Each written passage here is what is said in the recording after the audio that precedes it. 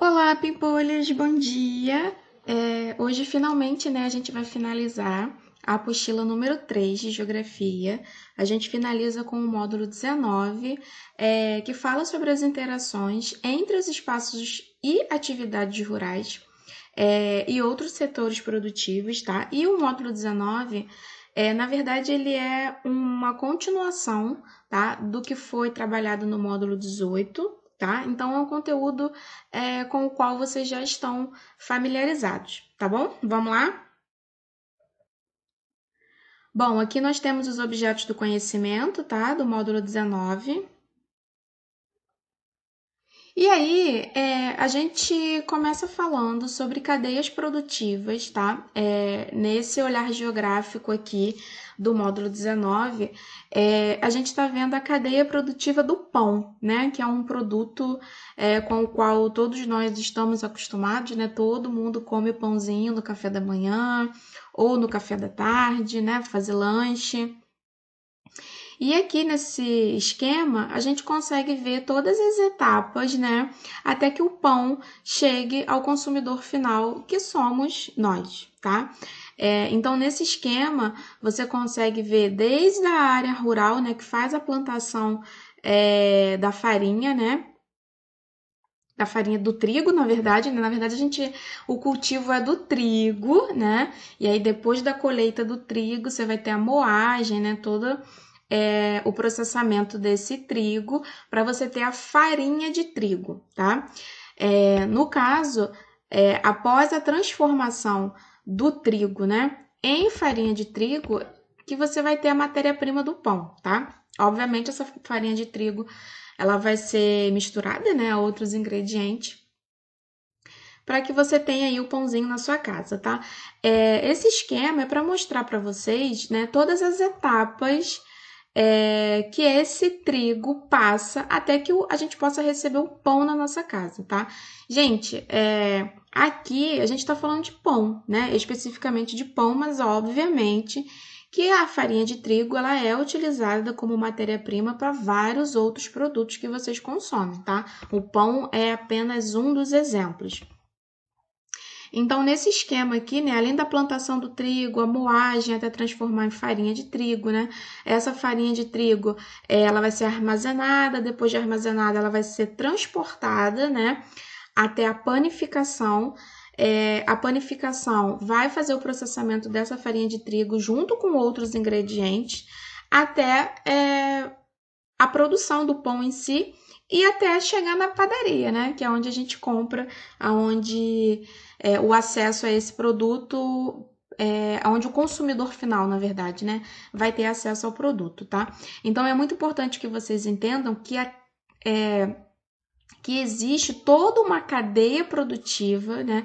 Toda uma cadeia de processos até que esse pão chegue na casa de vocês, tá? Então você tem a cadeia produtiva do pão, ele vai envolver desde o plantio do trigo até a colheita, a moagem, o armazenamento do trigo, as máquinas utilizadas, o transporte, tá? Até esse pão chegar na sua casa, tá? Então, todo esse processo que envolve a produção de qualquer produto, né, não só o pão, a gente chama de cadeia produtiva, tá? Aqui a gente vai ver um pouco, na verdade, né, vai fazer uma revisão dos complexos agroindustriais, né? A gente já trabalhou o conceito de complexo agroindustrial, perdão, no módulo anterior, né? E aí a gente aprendeu que as atividades produtivas do meio rural, elas têm uma demanda, né, de serviços, de máquinas, de equipamentos, de insumos que são supridos pelos outros setores da economia, tá? No caso dos insumos e das máquinas e dos fertilizantes, quem vai suprir isso é o segundo setor da economia, que é o setor industrial, tá? Mas as atividades do meio rural, elas também dependem muito do setor terciário, tá? Porque primeiro que o setor terciário é o setor de serviços, né? E o setor de comércio, que é onde esse produto vai ser vendido, né? onde os consumidores finais, né, vai ter acesso, tá? E a gente conversou também no módulo anterior sobre os financiamentos bancários, né, os empréstimos.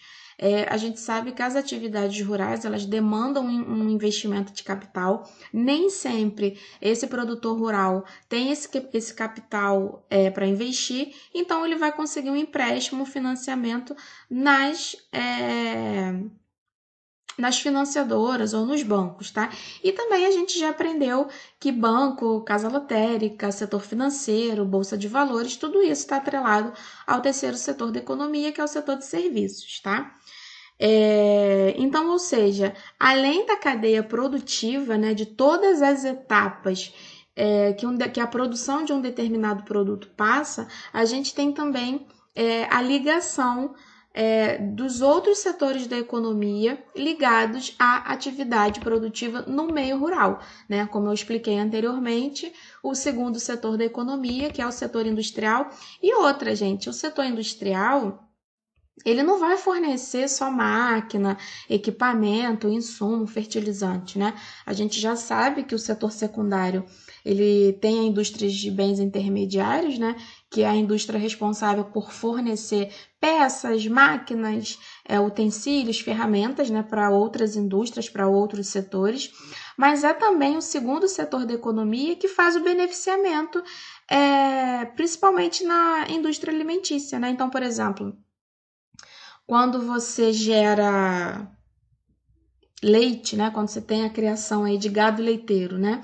É na indústria de beneficiamento que você vai transformar esse leite, que é a matéria-prima, em outros produtos beneficiados, né? Que produtos são esses? O queijo, a manteiga, polenguinho, Danone, né? O leite é utilizado, inclusive, na produção, sei lá, sabe aquele bolo de massa pronta que você compra? Ou até mesmo o bolo normal que você faz na sua casa, né?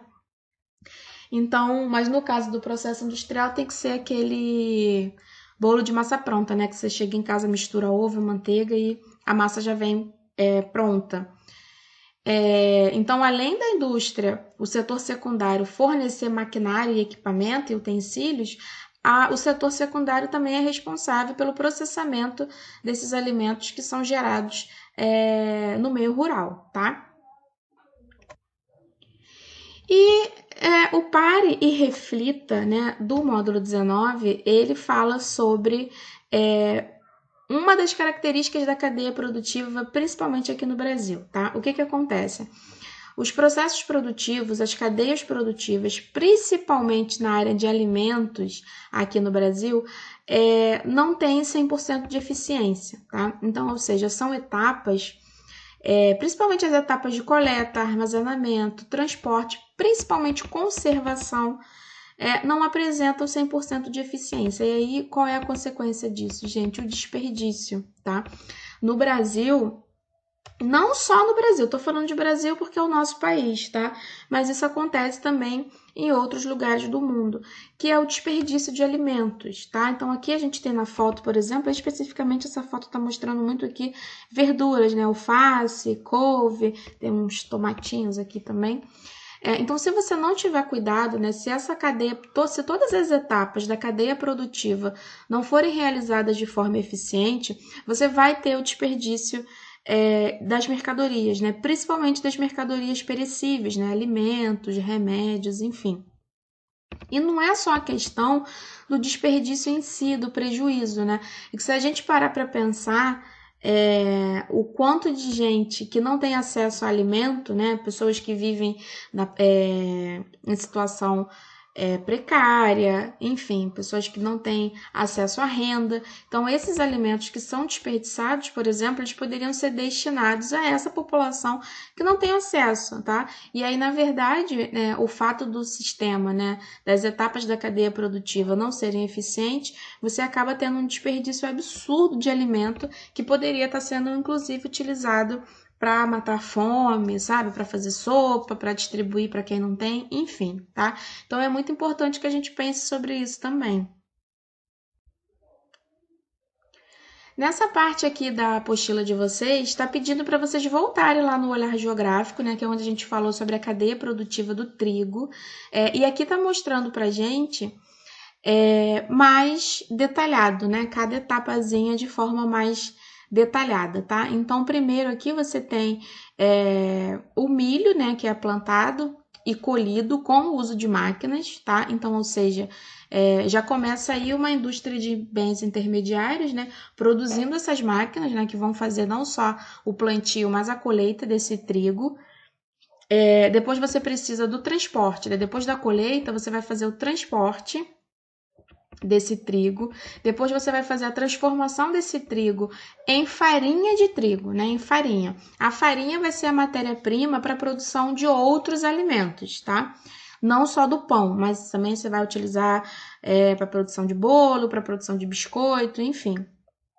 E o trigo, né, essa farinha de trigo, ela pode ser comercializada de duas formas. Ou ela pode ser comercializada no comércio atacadista, tá? Que é onde você vende a saca da farinha de trigo para as indústrias, né? E são essas indústrias que vão utilizar a farinha de trigo para produzir outros produtos, como o pão, o biscoito, o bolo, tá? Que essa imagem aqui, ó, você tá vendo que tem 2 trabalhadores aqui e um monte de saca de farinha de trigo, ó. Isso aqui é quando você faz venda no atacado, tá? Você vende toneladas de farinha de trigo, tantas sacas de farinha de trigo, tá? E você pode também comercializar essa farinha de trigo no comércio varejista, né? O que é o comércio varejista? É o comércio que direciona o produto diretamente para o consumidor final, tá? Que é aquele saquinho de farinha de trigo que você compra no supermercado, tá? No Guanabara, por exemplo. Obviamente que no comércio varejista, você não vai entrar no Guanabara e comprar uma saca de 50 quilos de farinha de trigo, tá? Normalmente quem faz isso é o comércio atacadista. A gente compra aquele saquinho de 1 quilo de farinha de trigo, né? Para fazer um bolo em casa, fazer uma rosquinha, fazer, sei lá, coxinha, né? Enfim, o que o seu responsável faz aí na sua casa, tá? E aí, ao final dessa cadeia produtiva, a gente tem aqui no caso, ó, creio eu que isso seja uma padaria, né? Tá bem arrumadinho, que é onde você vai comprar vários desses produtos, né? Que a matéria-prima é a farinha de trigo, tá? E aqui a gente tem uma outra cadeia produtiva mais complexa, tá? Ainda falando de cadeia produtiva, tá? Para vocês entenderem, mas a apostila de vocês decidiu dar um exemplo um pouco mais complexo, que é os produtos de couro, tá? Nesse caso aqui, a apostila de vocês está utilizando calçados de couro. Gente, mas poderia ser bolsa também, tá? Então, tem muita gente em pleno século XXI que ainda utiliza sapato de couro, bolsa, carteira, até roupa mesmo, tá? E aí, no caso, né, qual é a atividade econômica primária desse produto? No caso, é a pecuária, né? Normalmente, a gente vai utilizar... A gente está falando aqui basicamente de couro bovino, tá? Mas a gente sabe que existe aí no mercado da moda, né? Produtos com couro de jacaré, couro de cobra, né? Enfim, a gente não vai entrar nesse mérito, a gente vai ficar aqui com a pecuária,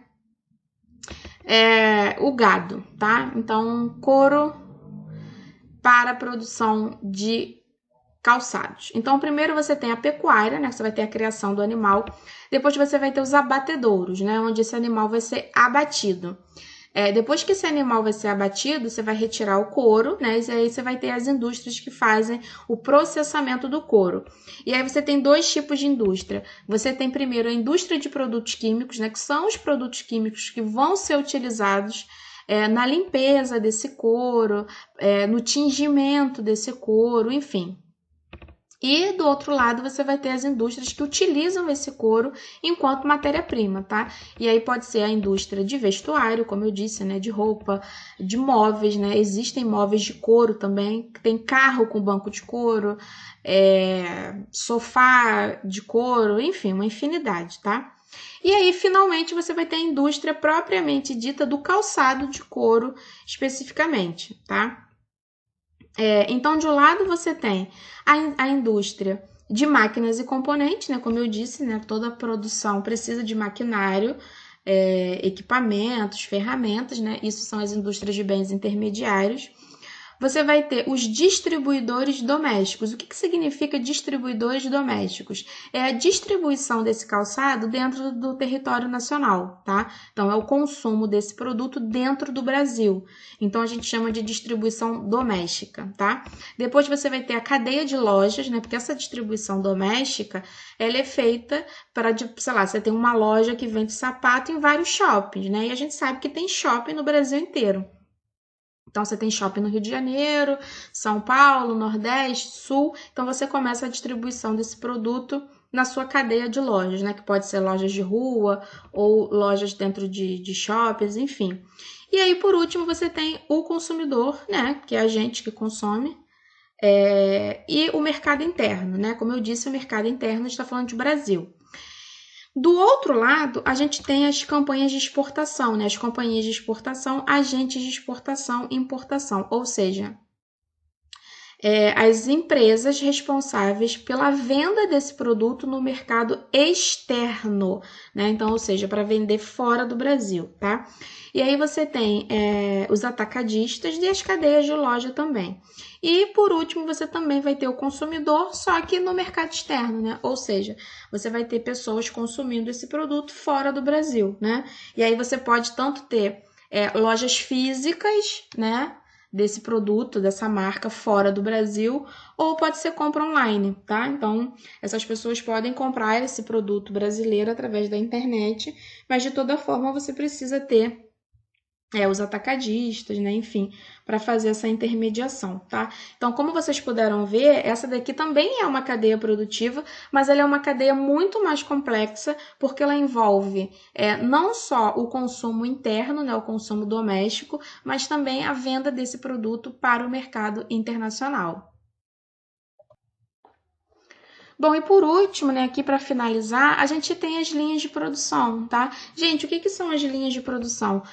As linhas de produção é uma forma de você organizar os trabalhadores, tá? De forma estratégica para acelerar e tornar os processos mais eficientes, né? Principalmente, e aumentar também a produtividade, tá? Então, existem muitas fábricas, muitas empresas que organizam as suas atividades em linhas de produção, tá? Inclusive, no setor terciário, né, que é o terceiro setor da economia, também é possível identificar linhas de produção dentro, né, dessa organização de processo produtivo, tá? Por exemplo, nessa imagem que vocês estão vendo aqui, é uma linha de produção de calçados, tá? Numa indústria, enfim, em Novo Hamburgo, né, Rio Grande do Sul. No caso dessa produção de sapatos aqui, ela é feita em etapas sequenciadas, tá? Então, ou seja, você vê que tem polos de trabalho que seguem uma linha de produção, tá? Isso é muito importante, dividir, né, as atividades em linhas de produção em etapas, até para tornar esse trabalho mais efetivo, mais ágil, né? Para que você tenha uma maior produtividade, tá? Como eu disse no início desse vídeo, o módulo 19 ele dá continuidade ao que a gente começou a ver no módulo 18. Inclusive, o módulo 18 e o módulo 19 é o conteúdo do trabalho de vocês de quarto bimestre, tá? Esse trabalho já está com o colégio, vocês vão receber em breve. E aí vocês vão utilizar o conteúdo da apostila e o conteúdo desses vídeos para responder as questões, tá bom? Qualquer dúvida que vocês tenham em relação ao trabalho ou em relação ao conteúdo, vocês já sabem, né? Eu sempre repito, vocês podem me procurar na plataforma, no nosso horário de atendimento ou pelo WhatsApp, tá bom? Então, finalmente aqui a gente termina a apostila número 3, tá? O nosso próximo vídeo já vai ser sobre a última apostila do ano, que é a apostila número 4, tá bom? Então, beijo para vocês e boa semana!